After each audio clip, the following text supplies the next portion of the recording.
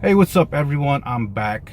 It's another FYI DIY video for your information, do it yourself. And today's video is going to be about saving money getting your aftermarket car mods online.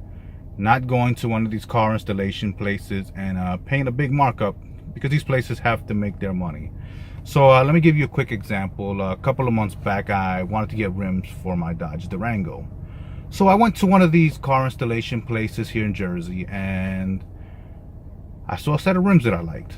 A nice set of 20-inch rims for my truck. And I asked the guy how much for these rims. So he goes to the computer, hits a few keys, comes back and tells me with tires he can do it for $2,500. And he's like, that's a great price, the best price he can do. It's going to take a couple of days because he has to send the rims out to get the holes drilled to match the bolt pattern for my truck. Okay, fine. So I tell him, I already have tires, 20-inch tires for my truck. They're brand new, so I don't need the tires. I can just go with the rims. So he comes back and tells me, okay, he can do the whole setup for $2,200. He's like, that's a great price. All right, so he wants a deposit from me at the moment. So I tell him I'll be back in a couple of days. So later on that night, I go home and I do some research online, and I find the same exact rims for pretty much $1,000 with shipping, brand new. Okay, so I ordered rims, got them shipped within a couple of days. Went to a tire shop, got the rims I had on already swapped, the tires swapped onto the new rims for $100. So now I spent $1,100 on getting my new rims with shipping and the tires put on and mounted and balanced and all that other good stuff on my truck. So pretty much I saved about half the price. And this pretty much goes for any aftermarket mods that you guys want. Save yourself some trouble. If you want to go to one of these car installation places and throw your money out, so be it. But my big thing is, if you see something you like, before you make an impulse buy, go online, price it.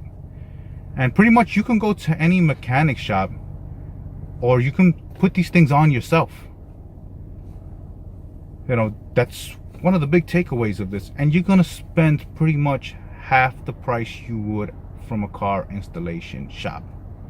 Okay, I wanted to get my exhaust done. I wanted boiler exhaust.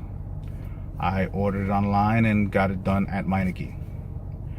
Pretty much I spent about $300 in total.